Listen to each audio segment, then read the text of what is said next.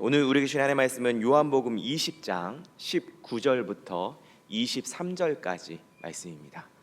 요한복음 20장 19절부터 23절까지 말씀 한 절씩 교독하여 읽도록 하겠습니다. 제가 먼저 19절 말씀 먼저 읽겠습니다. 이날 곧 안식 후 첫날 저녁 때에 제자들이 유대인들을 두려워하여 모인 곳에 문들을 닫았더니 예수께서 오사 가운데 서서 이르시되 너희에게 평강이 있을지어다.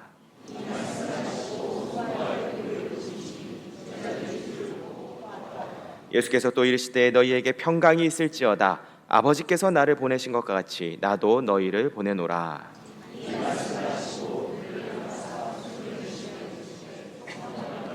다 같이 너희가 누구의 죄든지 사하면 사하여질 것이요 누구의 죄든지 그대로 두면 그대로 있으리라 하시니라. 아멘.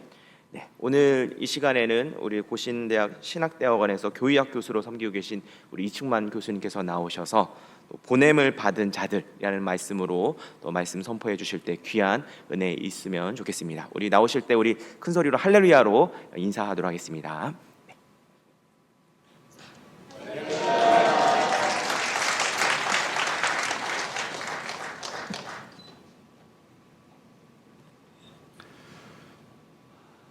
소개받은 이충만입니다. 이렇게 귀한 교회에 또 우리 안수 집사님들께서 헌신을 다짐하시는 예배에 말씀으로 섬길 수 있도록 청해 주신 담임 목사님과 당회에 감사의 말씀을 드립니다. 지금까지와 마찬가지로 앞으로도 여명교회가 그리스도의 복음을 널리 전파하고 하나님의 나라의 경건한 일꾼들을 많이 키워내는 주님의 교회와 하나님 나라에 크게 쓰임받는 교회가 되시기를 주님의 이름으로 축원합니다. 오늘 저는 함께 읽으신 본문을 통해 예수님께서 사도들을 보내시는 이 장면을 통해서 직분자 우리 안수 집사님들의 헌신 예배입니다만 우리 안수 집사님들의 직분, 그 직분을 포함한 모든 직분자가 보냄을 받은 자로서 보내신 분께 매이는 자들이 되어야 한다는 것을 전하고자 합니다.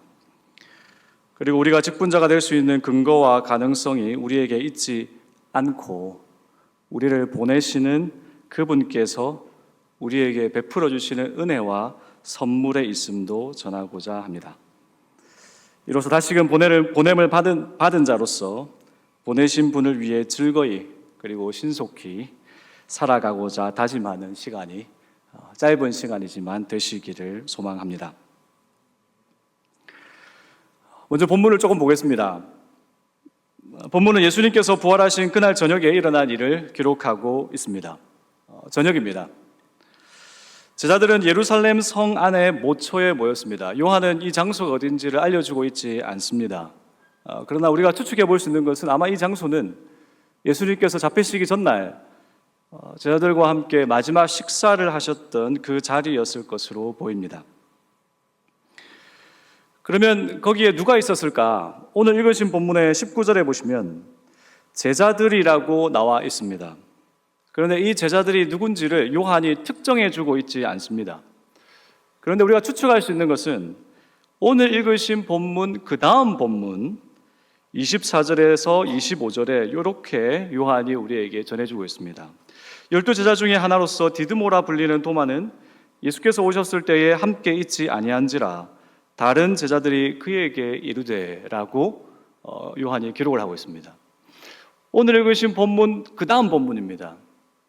그러니 24절과 25절을 통해서 추측할 수 있는 것은 우리가 오늘 읽은 이 본문에 제자들이라고 나오지만 그 다음 바로 이어지는 본문에 12제자라는 말이 나오기 때문에 오늘 읽은 본문 19절에서 23절까지의 그 제자들도 특별히 12제자였을 것이다라고 충분히 추측할 수 있습니다. 제가 이것을 말씀드리는 이유가 있습니다. 오늘 읽으신 본문 앞에는 누가 지금 등장하고 있는지 혹시 성경에 보이십니까? 오늘 우리 19절부터 23절까지 읽었습니다만 그 앞에 마리아가 등장합니다. 그런데 예수님께서 오늘 읽으신 이 본문 보낸다, 내가 너희를 보낸다라고 할 때 이 마리아가 포함이 되었을까 안 되었을까 우리가 고민해 보셨습니다. 분명히 20장은 마리아와의 사건이 엄청 길게 적혀 있습니다. 예수님께서 죽으셨을 때 의리 없는 제자들은 십자가도 보지도 않았고 의리 없는 제자들은 부활절 아침에 예수님을 찾아가지도 않았습니다. 그러나 마리아는 그나마 의리가 있었고 스승이신 그리스도에 대한 사랑이 있었기 때문에 그날 아침 무덤을 찾아갔습니다. 그런데 이 마리아의 무덤을 찾아간 사건은 믿음이었을까요? 믿음이 아니었을까요? 믿음이 아니지요. 마리아가 정말로 예수를 믿었으면 마리아는 지금 어디에 있어야 합니까? 정말로 마리아가 예수를 믿었으면 마리아는 갈릴리에 있어야 합니다. 예수님께서 분명히 죽고 난 다음 부활하여 갈릴리에서 보자 하셨습니다. 제자들도 믿음 없었고 마리아도 믿음이 없었습니다. 그나마 마리아는 의리는 있었습니다. 그나마 마리아는 스승을 향한 애정은 있었습니다. 그러나 마리아가 믿음이 있었던 것은 아닙니다. 특별히 예수님께서 요한복음에는 7가지 표적을 행하셨습니다. 어떤 분들은 더 많은 표적을 행하셨다고 하기도 하지만 우리가 정통적으로 아는 것은 7가지 표적입니다. 첫 번째 표적은 가나 혼인잔치에서 물을 포도주로 만드시는 것이죠. 그런데 마지막 표적이 무엇이었는지 기억나십니까? 죽은 나사로를 살리시는 것입니다. 예수님께서 마지막 표적을 죽은 나사로를 살리신 이유가 있습니다. 죽은 나사로를 살리시면서 나도 부활한다. 아무도 안 믿었습니다. 그러나 요한복음 20장에는 마리아가 의리가 있어 예수님을 찾아갔습니다. 무덤을 찾아갔습니다. 그리고 부활하신 예수님이 마리아를 만나셨습니다. 그런데 이 마리아의 의리를 뒤로 하시고 19절부터 23절 오늘 이 본문의 제자들은 24절에 12제자가 나오기에 마리아라기보다는 예수님을 믿지도 않았을 뿐만 아니라 예수님께 의리도 보이지 않았던 고 12제자, 정확하게 말하면 가룟유다가 죽었기에 그리고 도마가 없었기에 10제자를 중심으로 예수님이 만나신 것으로 나옵니다. 이상하죠? 마리아도 아닙니다. 묻 예수님의 제자들이 있었습니다. 그러나 예수님께서는 10명의 제자, 12명의 제자 중에 2명이 빠져있는 10명의 제자를 만나셨습니다. 이때 제자들은 유대인들을 두려워하고 있었습니다. 이 두려움은 죽음에 대한 공포였습니다. 스승이 죽었습니다. 본인들도 죽을 수 있다는 공포가 찾아왔습니다. 스승에게 일어난 동일한 일이 자신들에게도 닥쳐올 것이라는 두려움입니다. 이 두려움의 행동이 오늘 읽은 19절 말씀에 보면 한 곳에 모여서 문을 꽁꽁 걸어 잠그고 숨어 있는 모습으로 나옵니다.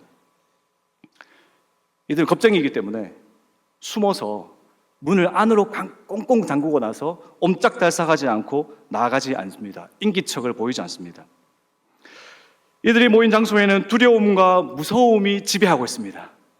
희망과 기쁨은 없습니다. 두려움과 무서움과 공포만이 이들이 모인 장소를 지배하고 있습니다. 이때 그곳에 부활하신 예수님께서 나타나셨습니다. 그리고 그들에게 평강을 주십니다. 19절 같이 한번 읽어보실까요? 화면에 띄워주시면 20장 19절입니다. 예, 같이 한번 읽어보실까요? 시작.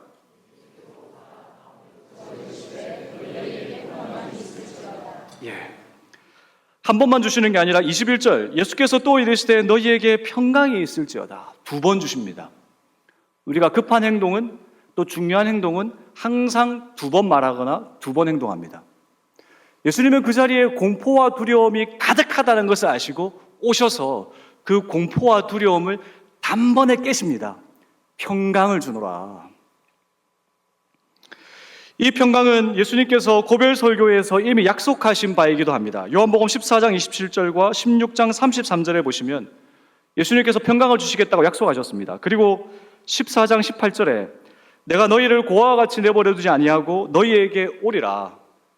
예수님께서 그들을 고아와 같이 내버려 두지 않으시고 십자가에 죽고 부활하시고 난 다음에 다시 오셔서 그들에게 평강을 주겠다라고 약속하셨습니다. 아무도 안 믿었지만, 제자들도 안 믿고 마리아도 안 믿었지만 예수님은 이 약속을 지금 지키고 계신 것이죠. 성경에 유일한 신실하신 분은 하나님뿐입니다. 아브라함도 하나님께 신실하지 않았고, 다윗도 하나님께 신실하지 않았고, 심지어 12명의 제자도 그리스도께 신실하지 않았습니다. 그러나 유일하게 신실하신 단 한 분, 하나님께서, 그리고 오늘 본문에서는 그리스도께서 신실하게 약속을 지키십니다. 평강을 주겠다. 아무도 믿지 않았지만 그들에게 찾아오셔서 평강이 있을지어다 약속을 지키고 계십니다. 이렇게 제자들을 두려움과 무서움에서 평강과 기쁨으로 단번에 옮기신 예수님께서 마리아도 아니고 여타의 충성스러운 사람들 중에 특히 제자들을 만나신 이유를 말씀하십니다. 마리아를 만나지 않았습니다. 다른 특별히 충성스럽던 자들, 이름 없는 자들 많았습니다. 그러나 그들이 아니라 이 10명의 제자를 만나신 이유가 21절 하반절에 이렇게 나옵니다. 21절 하반절 같이 한번 읽어보실까요? 시작. 예. 아버지께서 나를 보내신 것 같이 나도 너희를 보내노라. 이 말씀은 마리아에게 하시지 않습니다. 이 말씀은 다른 사람들에게 하시지 않습니다. 이 말씀은 12 제자들에게, 그리고 이 자리에 있는 10명의 제자들에게 말씀하십니다. 바로 이 지점에서 제자들이 사도가 됩니다. 사도라는 말의 뜻은 보냄을 받은 자라는 뜻입니다. 방금 읽으신 21절 말씀에 내가 너희들을 뭐 한다? 보낸다.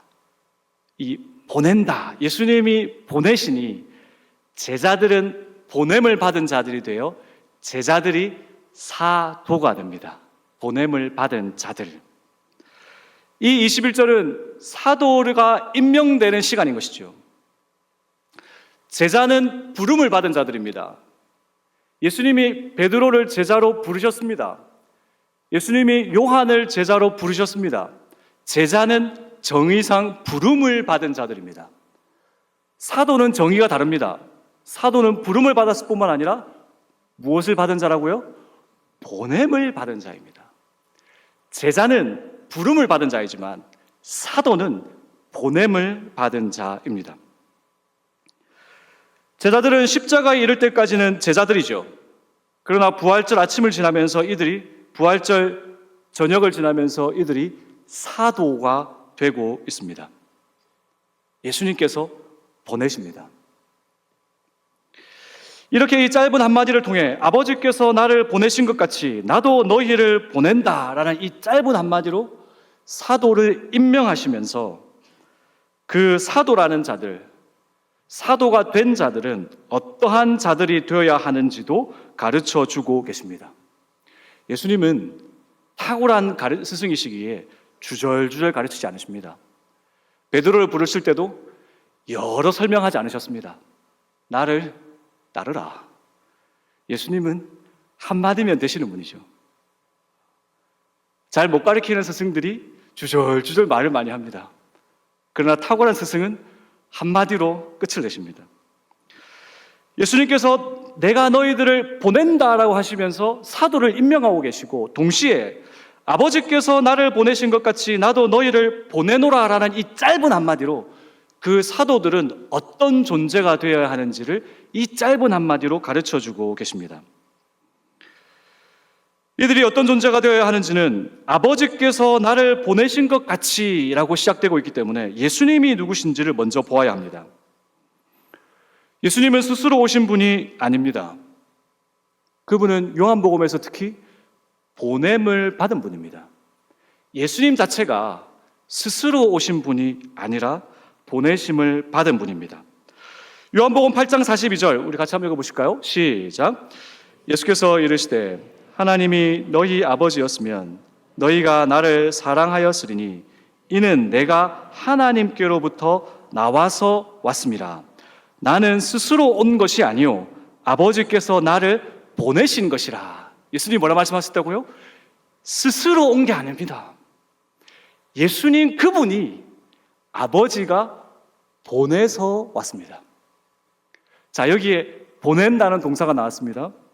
그러면 예수님도 누구시겠습니까? 보냄을 받은 자기에 예수님도 누구십니까? 사도시죠. 이건 저의 정의가 아니고 히브리서의 정의입니다. 히브리서 3장 1절. 그러므로 함께 하늘의 부르심을 받은 거룩한 형제들아, 우리가 믿는 도리의 사도이며, 그리스도에 대한 이야기입니다. 예수님이 사도십니다. 그분이 아버지로부터 보냄을 받은 분이기 때문이죠. 이렇게 예수님은 보냄을 받으신 분이기에 스스로 오신 분 아닙니다. 그분은 보냄을 받으신 분입니다. 보냄을 받으신 분이기에 보내신 분의 일을 이루는 것이 그분의 일입니다. 보냄을 받은 자는 스스로 온 게 아니기에 자신의 일을 하지 않습니다. 본인이 보냄을 받았다고 떠벌리면서 와서 자신의 일을 한다면 그 사람은 보냄을 받은 자가 아니죠. 보냄을 받은 자는 자신의 일을 하지 않습니다. 보냄을 받은 자는 보내신 분의 일을 합니다. 요한복음 12장 49절을 보여주십시오. 12장 49절 같이 한번 읽어보겠습니다. 시작. 내가 내 자의로 말할 것이 아니요 나를 보내신 아버지께서 내가 말할 것과 이룰 것을 친히 명령하여 주셨으니 나는 그의 명령이 영생인 줄 아노라. 그러므로 내가 이루는 것은 내 아버지께서 내게 말씀하신 그대로니라 하시니라. 예수님은 자신의 말씀을 하신 게 아닙니다. 공생애를 사시면서 자기의 뜻을 알리신 게 아닙니다. 보냄을 받았기에 방금 읽으신 49절 말씀에 나를 보내신 아버지께서 내가 말할 것을 주셨다. 만약에 예수님이 오셔서 자의로 말씀하셨으면 그분은 보냄을 받은 분이 아니죠. 보냄을 받았기에 그분은 철저하게 보내신 분이 알려주신 말씀만을 하셨습니다. 8장 28절도 동일한 뜻의 말씀이 있습니다. 8장 28절 같이 한번 읽어보실까요? 시작.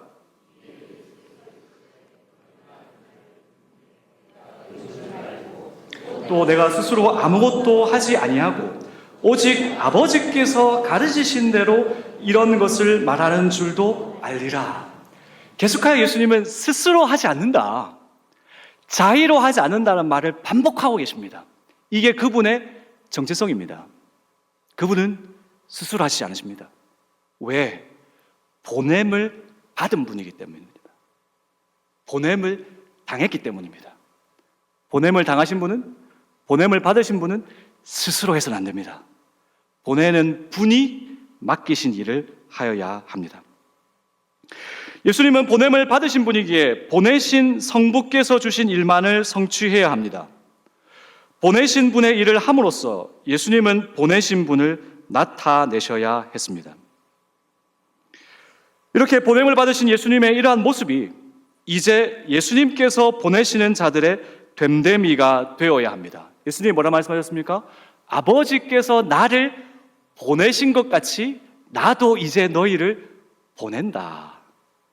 그러니 예수님이 보냄을 받은 자로서 보내신 성부께 매여 있었다면 이제 사도들은 보내시는 분 예수님께만 매여 있는 자들이 되어야 합니다.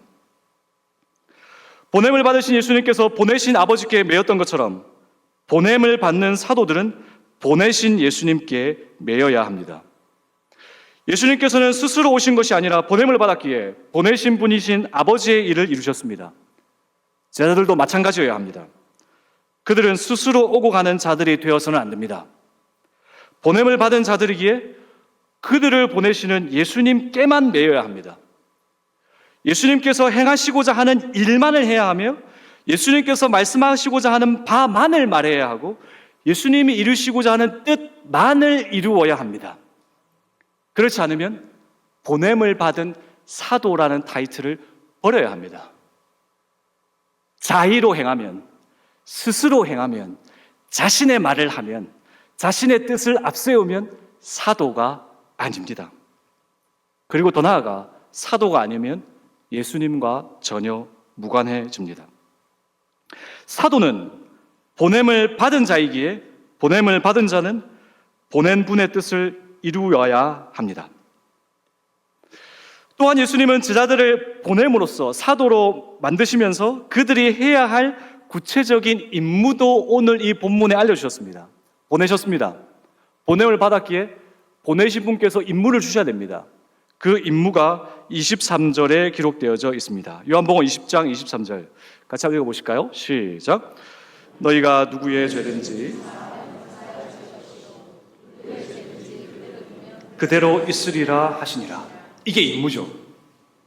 너희가 누구의 죄든지 사하면 사하여질 것이요 누구의 죄든지 그대로 두면 그대로 있으리라. 죄 사함과 관련된 임무를 주고 계십니다. 이제 사도들은 이 임무만 해야 합니다.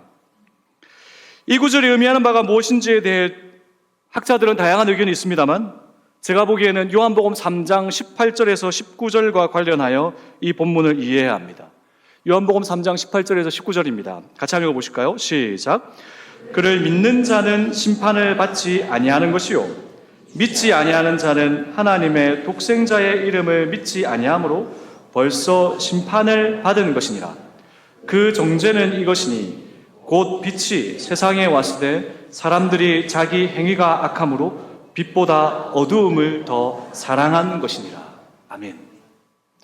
예수 그리스도에 대한 복음을 전할 때 그 복음은 죄 사함을 받는 사람과 죄 사함을 받지 못한 자를 나누게 되어 있습니다. 그리스도의 복음을 전합니다. 예수 그리스도를 전합니다. 그러면 그것을 들을 때 믿는 자는 구원을 받는 죄 사함을 이루는 것이고 믿지 않는 자는 구원을 받지 못하는 죄 사함의 은혜가 없게 됩니다. 복음을 믿고 회개하는 자들은 죄 사함을 받고 그렇지 않은 자들은 죄 사함을 받지 못합니다. 믿음과 회개를 일으키는 예수 그리스도에 대한 복음을 전함으로써 제자들은 사도들은 그 복음을 믿고 회개하는 자들이 하나님에 의해 죄 용서함 받도록 하는 노릇을 해야 하고 만약에 그것을 그들이 거부할 때 그들의 죄가 그대로 있는 심판을 당하는 심판이 임하게 되는 도구가 되어야 합니다. 그들이 받은 임무입니다. 예수 그리스도의 복음을 전함으로 그것을 듣는 자들은 받아들이는 자들은 죄 사함의 믿음과 회개가 일어나게 되고 그것을 받지 않는 자들은 심판을 당하게 되는 중차대한 임무를 이들이 받게 되었습니다. 이렇게 주님은 제자들을 보내심으로써 보냄을 받는 사도로 임명하셨습니다. 그리고 구체적인 임무도 이제 주셨습니다. 그러나 자비로우신 예수님은 임명과 사명만 주시는 게 아닙니다. 임명하고 사명과 임무만을 주면 나쁜 스승이죠. 좋은 스승은 임명하고 사명을 주고 나서 그 사명을 행할 능력을 주셔야 합니다. 그게 좋은 스승입니다. 주님께서는 임무와 함께 그 임무를 수행할 능력과 힘도 선물하십니다. 오늘 본문에 성령을 받으라. 예수님이 주시는 선물입니다.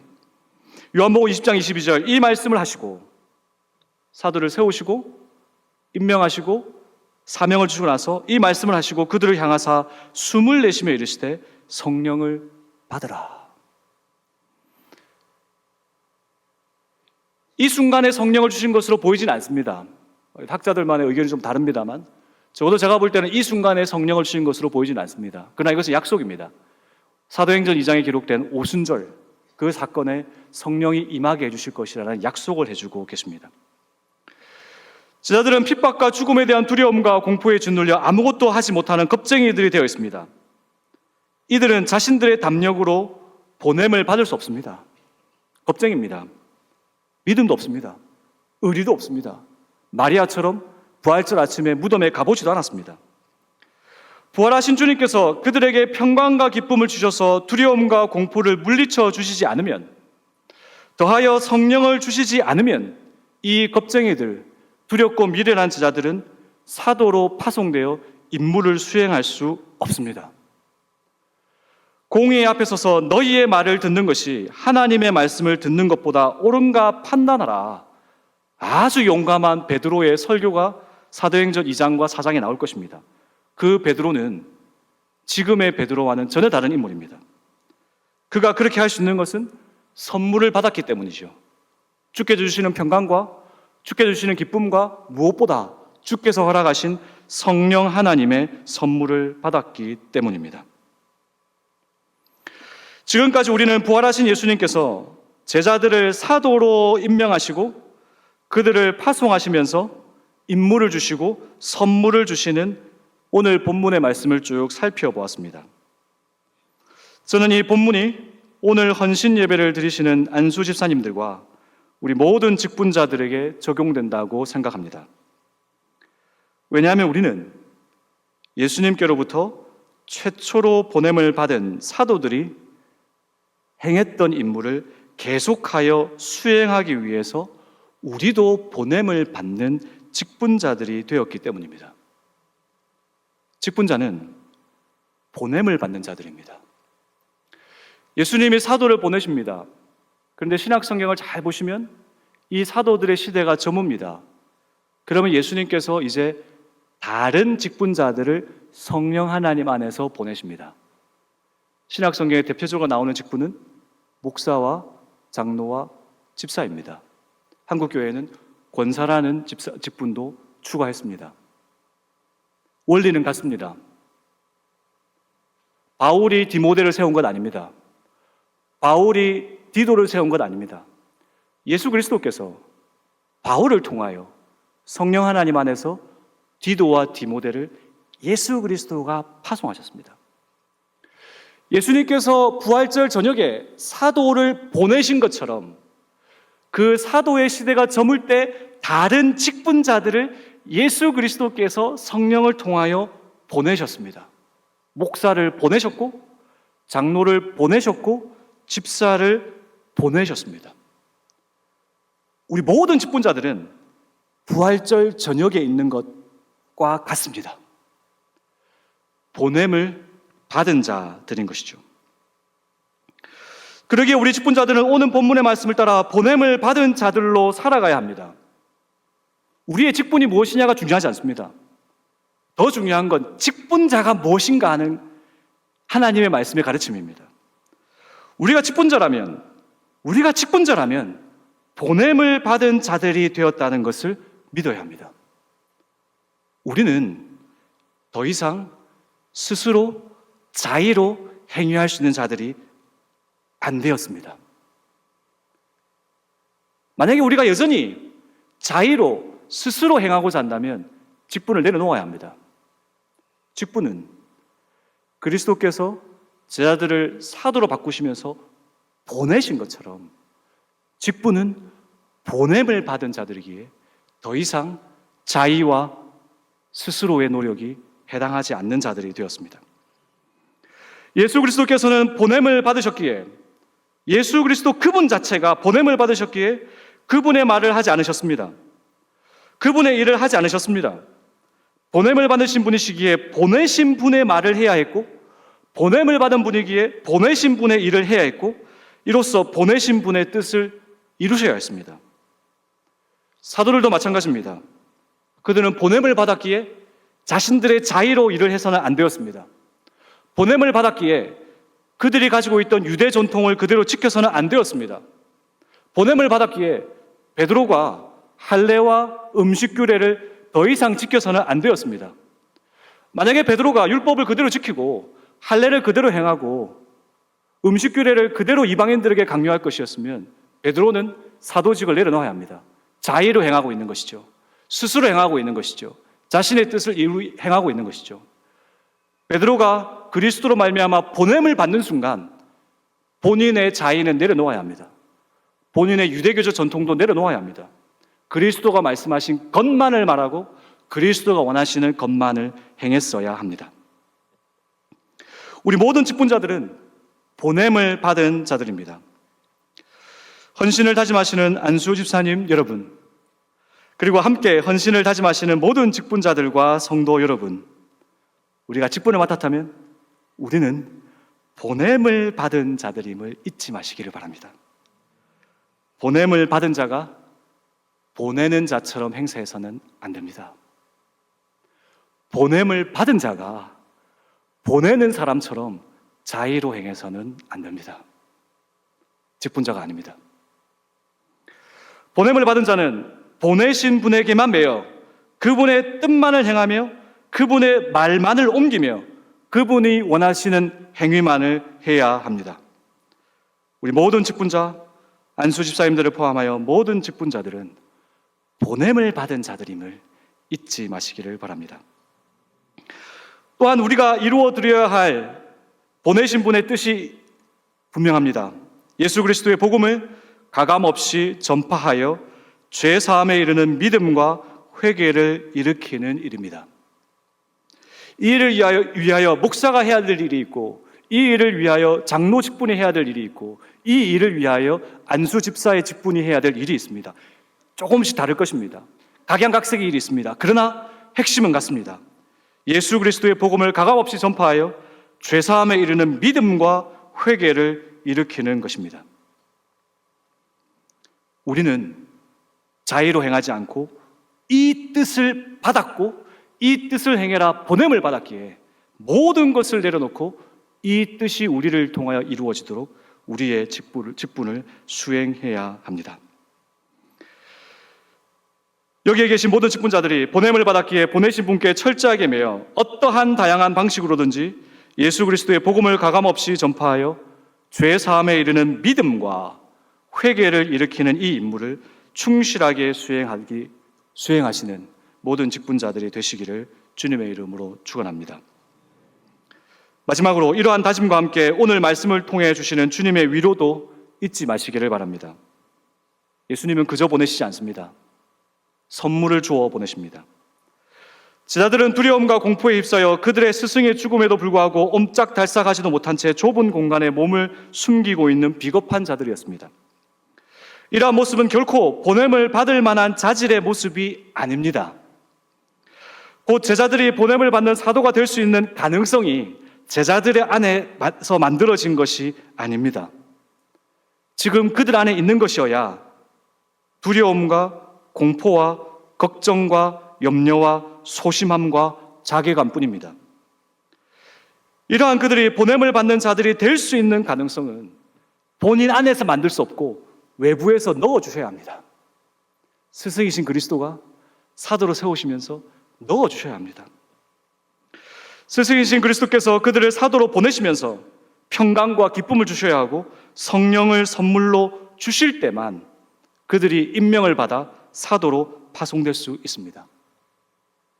원론적으로 만약에 그들 안에 능력이 만들어지면 그들은 사실 보냄을 받을 이유도 없습니다.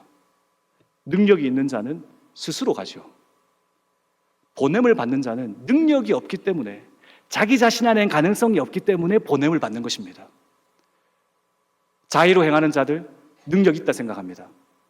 자신의 뜻을 굽히지 않는 자들 자신이 그것을 이룰 능력이 있다 생각합니다. 제자를 보십시오. 전무합니다. 그러나 그들을 그리스도가 보내십니다. 그들의 능력을 봐서 보내시는 게 아니고 능력이 없기 때문에 보내십니다. 보내시면서 능력을 넣어주시는 것입니다. 우리도 마찬가지입니다. 우리는 그리스도로부터 보냄을 받아 그리스도에게 매여 그분의 뜻을 이루어 드리기에는 너무나 어리석고 너무나 미련하며 헤어나올 수 없는 두려움과 공포에 휩싸인 제자들과 다를 바 없습니다. 우리 안에 능력이 있다면 자의로 행하십시오. 여러분 안에 능력이 있다면 스스로 움직이십시오. 그러나 그것은 그리스도와 무관합니다. 그리스도는 제자들과 마찬가지로 우리 안에 그 어떤 능력이 없음을 보시면서 보내어 주십니다. 선물을 주십니다.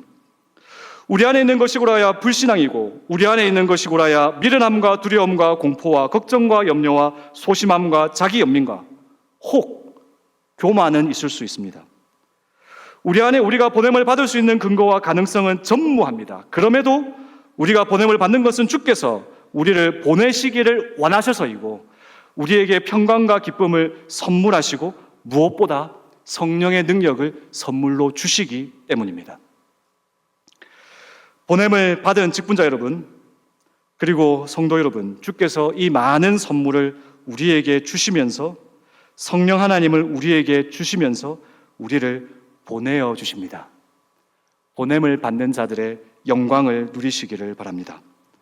보냄을 받은 자로서 전무한 능력을 탓하지 마시고 그리스도로부터 선물을 계속하여 공급받으셔서 보냄받은 자로서 보내신 분만을 위해 살아가시는 우리 안수 집사님들과 모든 직분자들이 되시기를 주님의 이름으로 축원합니다. 기도하겠습니다.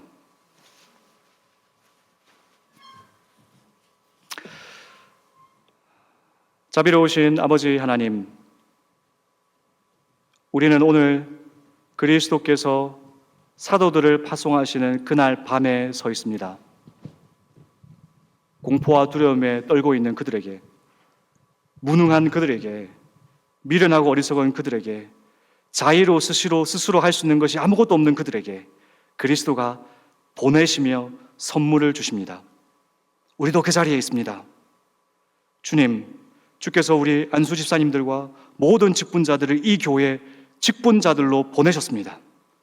우리에게는 가능성이 전무하며 능력이 전무함을 주께서 아시면서도 주의 뜻을 이루시기 위하여 우리를 보내어 주시니 감사드립니다. 보냄받은 우리가 보내신 주께만 매여 살기를 다짐하오니 주께서 허락하신 성령 하나님, 저희들을 붙잡아 주사 우리를 보내신 그리스도께만 매여 그리스도의 뜻만을 전하며 그리스도의 말만을 옮기며 그리스도의 그림자로, 그리스도의 지체로, 그리스도를 스승으로 모신 참된 제자로 살아가게 하여 주옵소서. 우리 모두 보냄을 받은 자로서 살아가도록, 우리의 정체성을 지켜가도록 성령 하나님 오늘도 내일도 우리를 지켜보호하여 주옵소서. 우리 주 예수 그리스도의 이름으로 간구하옵나이다. 아멘.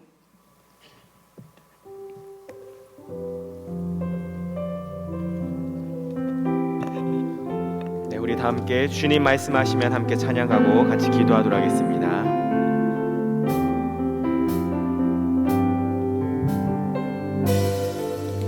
주님 말씀하시며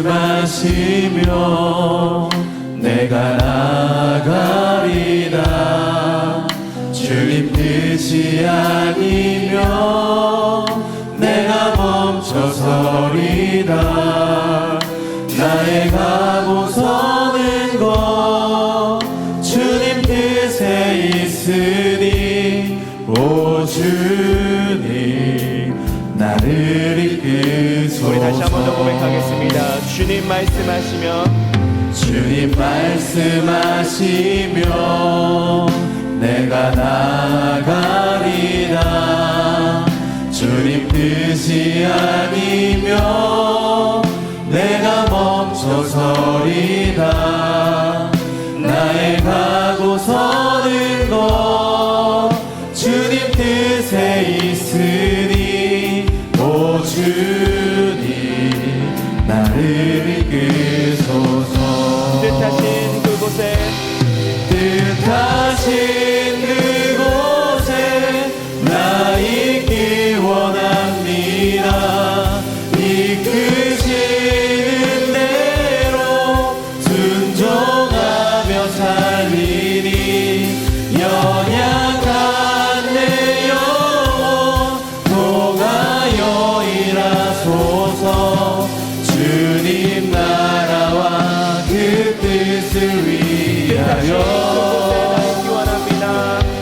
뜻하신 그곳에 나 있기 원합니다.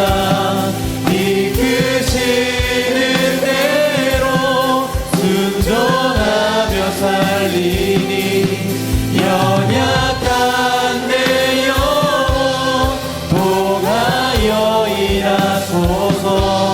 주님 나라와 그 뜻을 위하여 오 주님 나를 이끄소서. 우리 이 시간에 합심해서 기도할 때 우리 말씀을 붙잡고 함께 기도하기 원합니다. 직분자는 보냄을 받은 자입니다. 그리고 보냄을 받은 자는 더 이상 이제 나의 뜻과 나의 능력과 나의 지혜를 의지하는 것이 아니라 오직 우리를 보내신 분 예수 그리스도 주님께 매일 인생이 되어야 될 줄로 믿습니다.